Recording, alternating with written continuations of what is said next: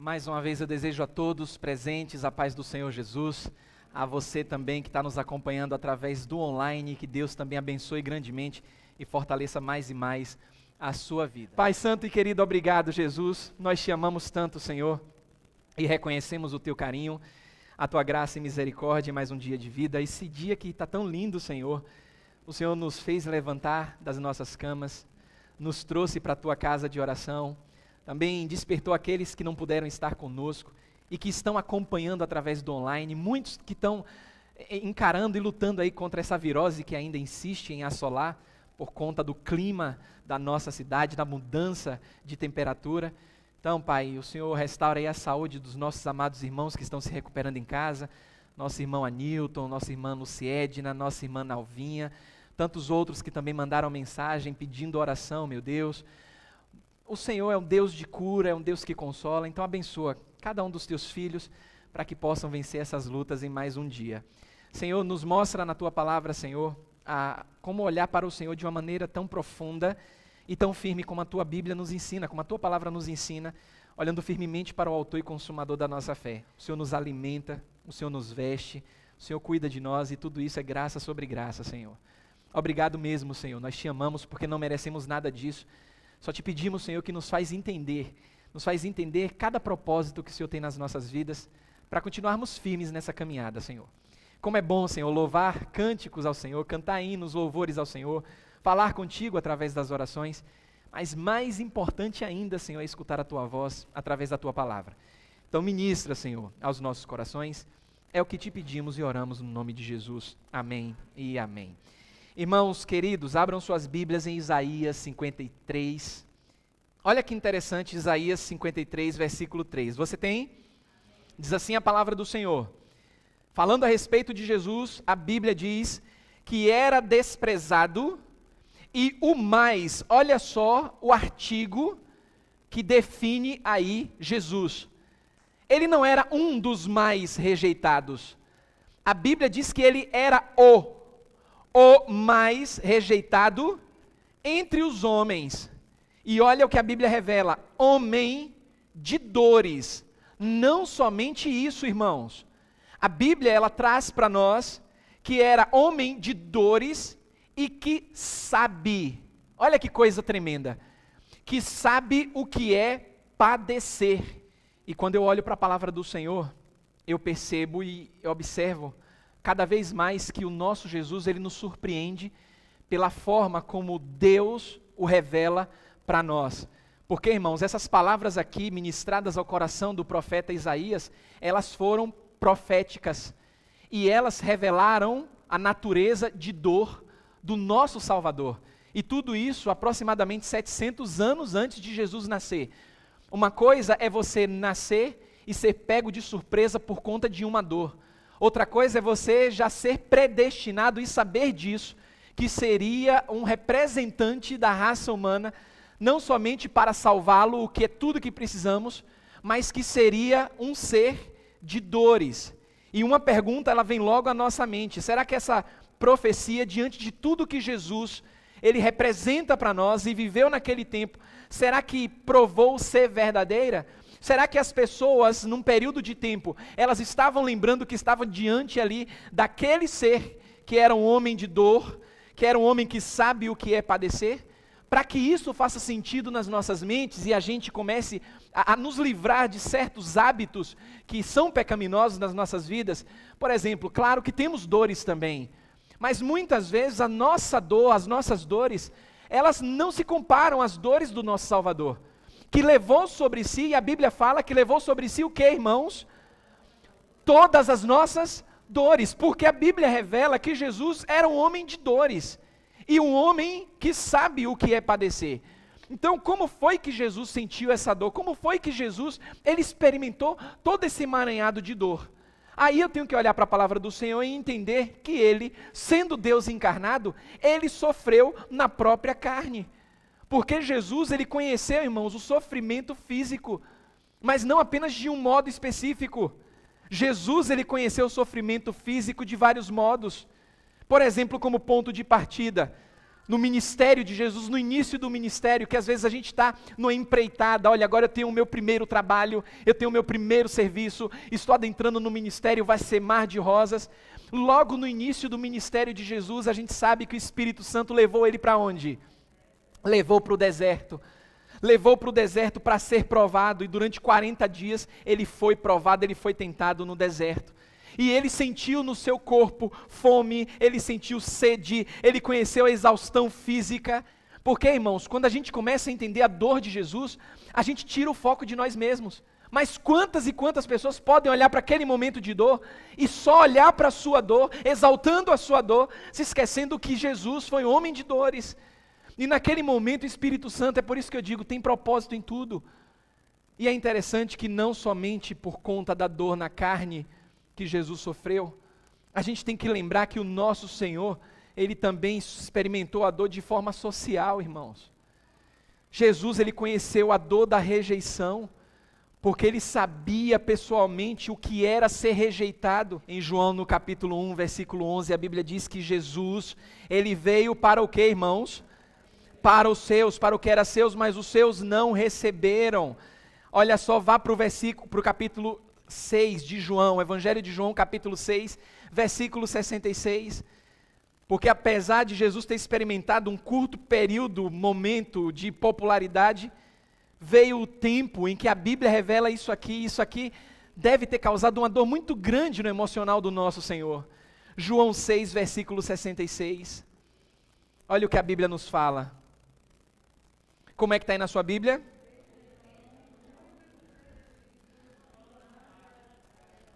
Desde então, muitos dos seus discípulos. Jesus tinha amigos, Jesus tinha discípulos, Jesus sofreu a dor da rejeição, porque muitos dos seus discípulos, a minha versão diz assim, ó, muitos dos seus discípulos o abandonaram e já não andavam com ele. E essa rejeição, irmãos, essa rejeição que causou uma dor emocional em Jesus, o pico aconteceu em Mateus 27, 46, abra sua Bíblia. Mateus capítulo 27, versículo 46.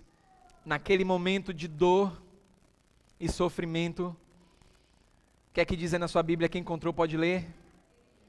Deus meu, por que me desamparaste? Aí eu fiquei pensando durante a semana e refletindo nesse tipo de dor que Jesus estava sentindo, e me veio a seguinte pergunta: Jesus sofreu a dor na carne, Jesus sofreu a dor da rejeição, né, o ambiente social, a rejeição na cruz do próprio Pai, porque estava levando o meu pecado no seu corpo. E eu fiquei pensando, será que Jesus ele poderia experimentar um tipo de sofrimento espiritual?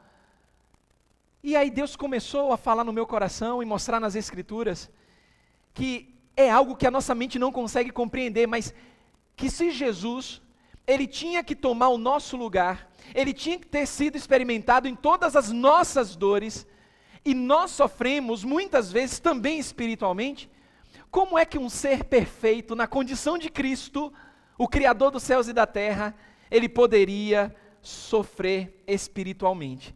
Mas, irmãos, Jesus também experimentou um tipo de sofrimento espiritual que é desconhecido de mim e de você. E a nossa mente ela não vai conseguir compreender, porque Jesus ele não tinha pecado. E ele estava num mundo poluído pelo pecado, e isso deve intrigar as nossas mentes. Porque antes de vir à terra, Jesus ele vivia num céu livre de pecado. Os anjos contemplavam a perfeição, a majestade do Criador de todas as coisas. E eu tento imaginar o sofrimento profundo de Jesus na alma, não somente ao ver, mas sentir os efeitos da maldição. É por isso que Jesus é tão maravilhoso, é um ser sublime, digno de adoração, porque ele se fez carne e habitou entre nós, e suportou, irmãos, o sofrimento que era nosso. Jesus, ele experimentava um tipo de sofrimento inexplicável a nós, porque a gente consegue descrever o sofrimento espiritual porque somos seres caídos, mas Jesus não. A Bíblia fala em 2 Coríntios, abra sua Bíblia, 2 Coríntios 5, 21, o apóstolo Paulo ministrando aos irmãos em Corinto, já mais flexível nessa segunda carta, a igreja estava passando por um processo de restauração. Paulo retoma então todo o ensinamento e cuidado para aqueles irmãos, mostrando a simplicidade de Cristo. E ele mostra, segundo aos Coríntios 5, 21, Jesus, o único que não conhecia o quê? Pecado. Não conhecia pecado. A minha versão ainda traz assim, ó, realmente se fez pecado por nós. Isso é surreal, irmãos. É surreal. Eu me lembro a primeira vez que eu tomei um choque numa tomada. Eu não conhecia aquilo, eu era muito novo. E nunca me esqueci. Eu não sei, vocês da antiga devem lembrar daquele abajur de cabeceira, de criado mudo, que você coloca a lâmpada por cima. Quem lembra aí para não ficar sozinho nisso? Lembra, né? Tinha todo aquele emaranhado de coisas que você colocava, e a lâmpada você colocava em cima, abajur Aladim, né? Aladim, eu não lembrava desse nome não, acho que eu sou mais novo, né? Eu vou tentar, Aladim, tô brincando. O que acontece? Você vinha com a lâmpada e você enroscava a lâmpada em cima. E geralmente os nossos avós, os nossos pais deixavam já ligado para ter certeza que a lâmpada não estava queimada. E aí você colocava e a lâmpada dava aquele susto. Irmãos, eu nunca me esqueço, coisa que marcou minha vida. Estava sem a lâmpada ali, aí fica o bocal aberto, tinha um pedaço de papel, alguma coisa lá dentro, o abajur ligado na tomada, eu fui pegar lá o papel, na inocência. E peguei, tomei aquele choque, e fiquei agarrado, e gritava, e consegui deslocar a mão. E olha que em Acajutiba, a voltagem é 220, irmãos. 220. Foi uma experiência traumática aquilo. Nunca mais eu botei dedo, nunca mais enfiei dedo em tomada e tomei pavor a choque. Mas por que eu estou trazendo essa ilustração? Porque quando a gente experimenta algo novo, que causa uma dor nas nossas vidas, isso marca para o resto da vida.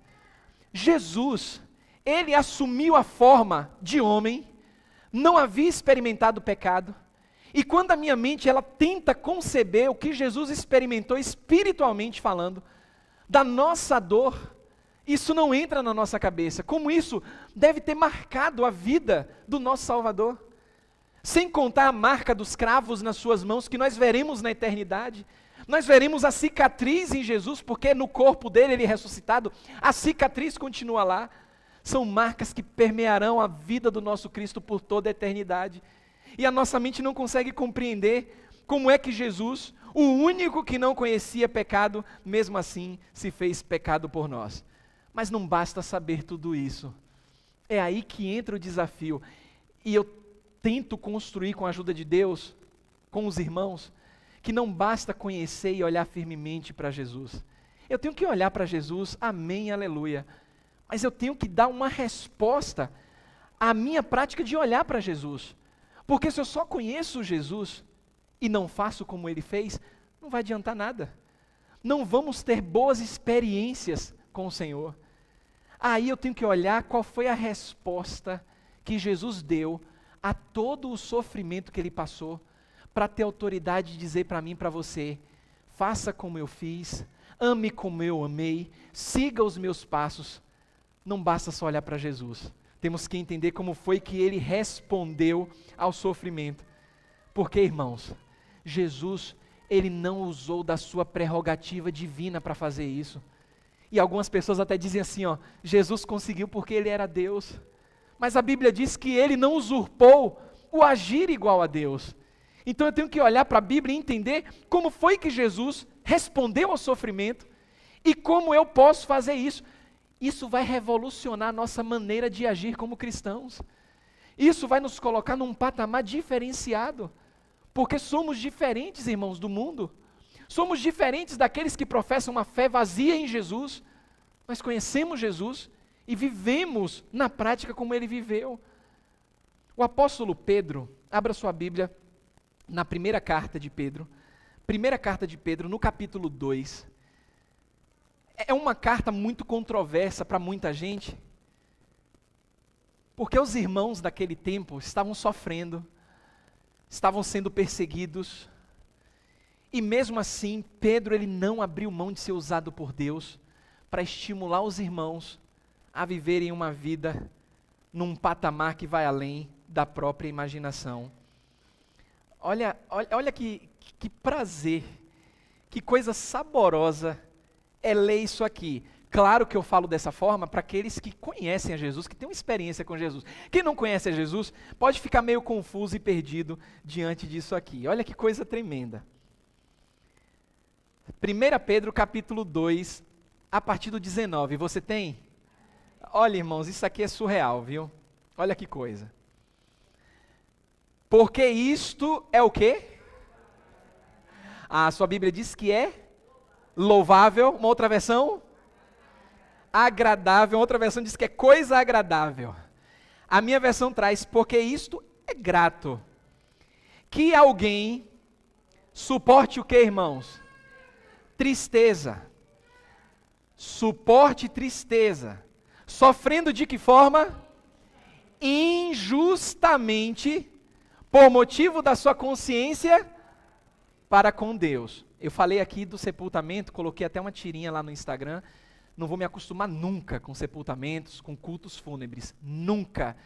Não consigo. O pastor que levou lá a mensagem, que trouxe a mensagem, com toda a paciência, com toda a prudência, e eu fico assim pensando, meu Deus, não consigo me acostumar.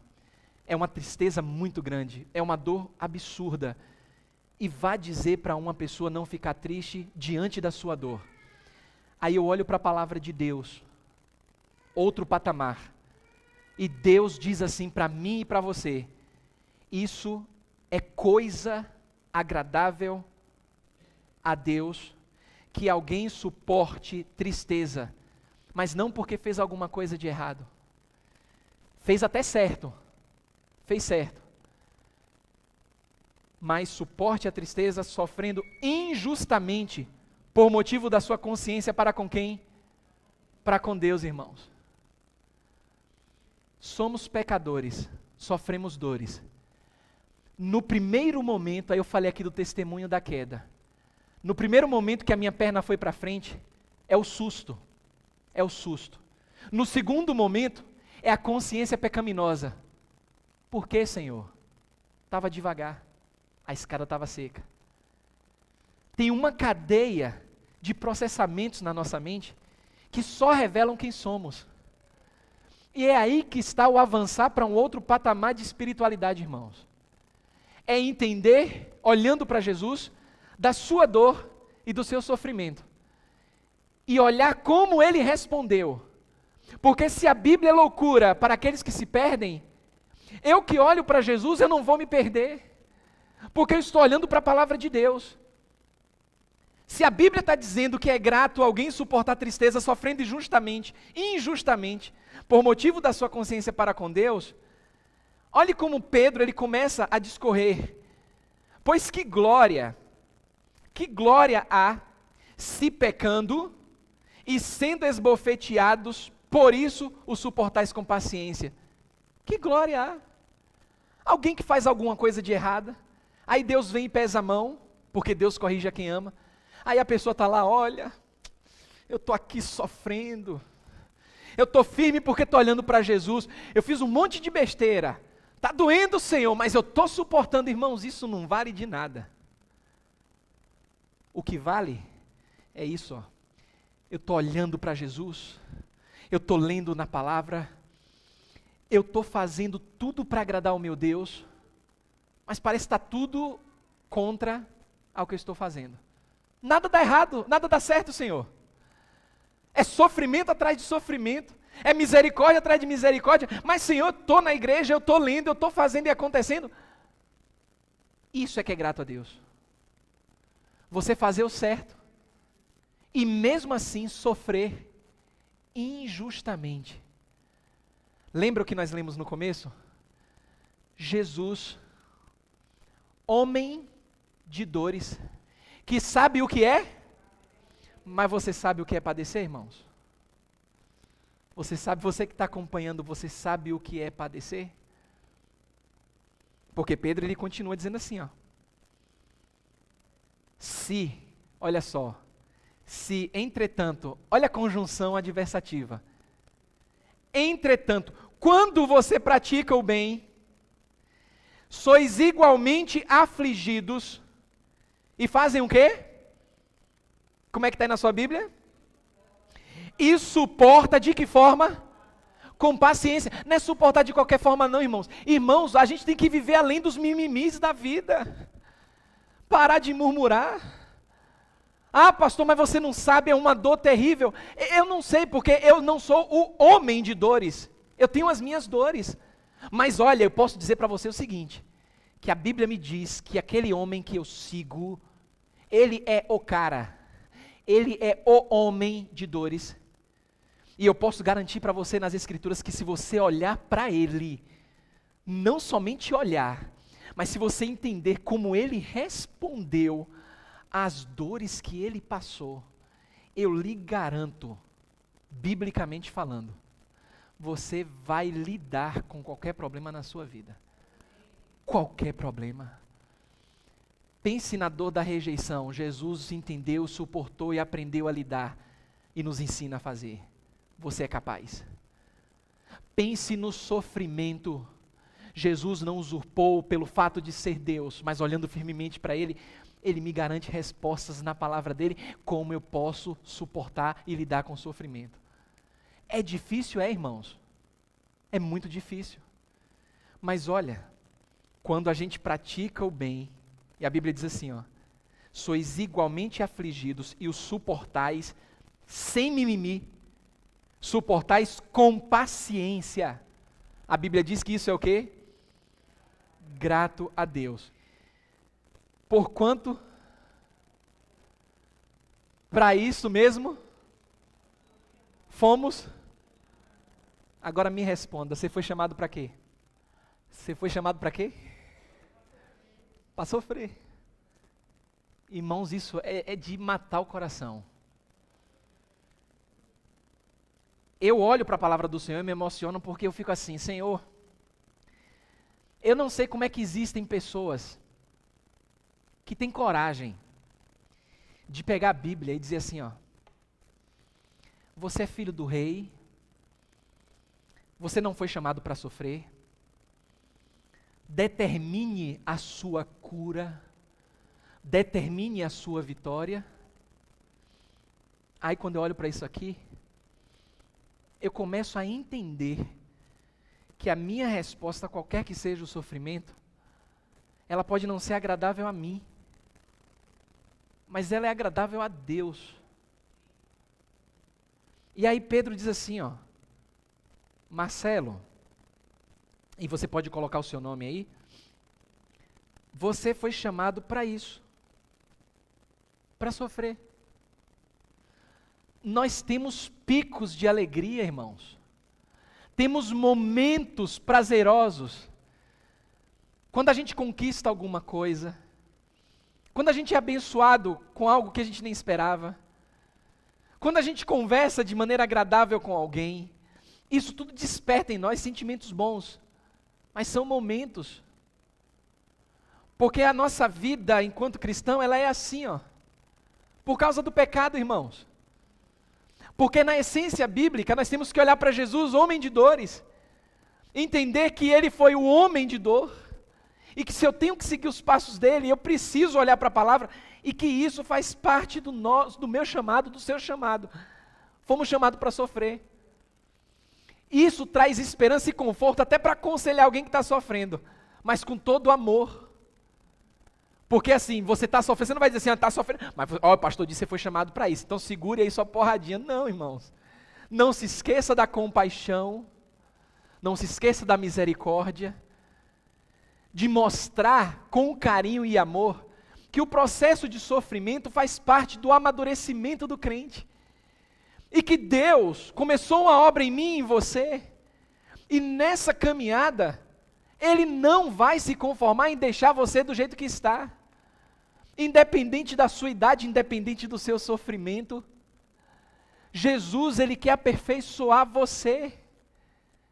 E para isso Ele deixou o modelo, o próprio Cristo, que em tudo foi provado, sem pecado, que se fez, irmãos, pecado por nós.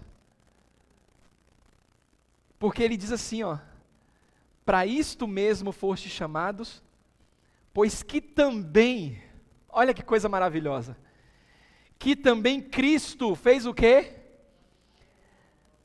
Padeceu, a minha versão traz sofreu no nosso lugar. Deixando o quê? Deixando-vos o exemplo. Para que sigais? Olha que coisa tremenda, eu vou olhar para Jesus, eu estou caminhando, Ele sofreu, então eu vou sofrer também. Mas espera lá, a Bíblia diz que eu sou mais do que vencedor, e a Bíblia diz que Jesus, Ele trouxe resposta ao sofrimento. O que foi que Ele fez? Se é para seguir os passos de Jesus, eu vou olhar como Ele fez. Como foi que Ele respondeu ao sofrimento. Porque se a Bíblia diz que Ele deixou o exemplo e os seus passos para serem seguidos, o qual não cometeu pecado, nem dolo algum se achou em sua boca, pois Ele, quando ultrajado, o que é que diz aí? Não revidava com ultraje. Quando maltratado, não fazia ameaças. Mas o que era que Jesus fazia? Se entregava. Ele se entregava àquele que julga retamente. Isso aqui é plenitude da confiança. Você que está acompanhando, se você entregou sua vida a Jesus, tire da sua listinha o entregar-se parcialmente. Não funciona. Se você entregou sua vida a Jesus, você disse para Ele assim: Senhor, minha vida é completa, plena, está aqui nas tuas mãos. Você está assinando um termo eterno de confiança naquele que pode cuidar da sua vida. E por mais que você não entenda no momento da dor, Jesus está cuidando de você. Irmãos, eu trago de uma forma, porque são momentos na minha vida que eu fico pensando: Senhor, um choque numa tomada quando criança, o Senhor não me levou, não conhecia o Senhor, não conhecia, mesmo estando na igreja. Numa mesa comendo um camarão, quando estava começando a ter os prazeres do camarão, Deus não me levou no edema de glote que eu tive na mesa, me manteve vivo. Numa queda que da forma que eu caí, a cabeça não ter batido no degrau, eu só me lembrei, vocês lembram do irmão da nossa irmã Itamar? Charmosinha, que já está na glória com o Senhor? O filho, o filho, morreu por conta de uma queda. Caiu da escada, bateu a cabeça. E aí eu digo para Deus, e a mensagem sendo preparada durante a semana, eu disse: Senhor, se não foi ainda dessa vez, talvez seja porque ainda tenho que aprender ainda muito do Senhor nesse vestibular aqui. Ensinar o teu povo, porque confiou aos meus cuidados, mas Jesus sempre tem algo a mais, nos mantendo vivos no mundo que jaz no maligno, mesmo com esse emaranhado de pecados que a gente faz parte. Nunca duvide do cuidado de Deus. Se você está sofrendo, meu irmão e minha irmã, comece a olhar para Jesus e veja o que Ele sofreu. Mas não somente isso. Observe como Ele respondeu. Porque eu fiz uma lista aqui. O tempo ele já está avançado, eu vou precisar terminar. Mas eu fiz uma pequena lista aqui dessas respostas práticas que Jesus ele deu ao sofrimento e que Pedro, nesses versículos da primeira carta, versículos 19, 20, 21, 22 e 23, como foi que Pedro, ele atrelou. Ele não ofereceu uma carta para o povo que estava precisando naquele momento de algo, o povo estava precisando de consolo, de esperança, o povo estava sofrendo. Ele não deu o que o povo queria, ele trouxe o que o povo precisava. E por que que Pedro foi usado dessa forma? Para apresentar um Cristo de dor. E o que é que isso tem a ver com as nossas vidas em pleno século 21? Mas isso vai ser para um outro momento. E você que acompanhou até aqui, que Deus te abençoe, que Deus cuide de você e da sua família.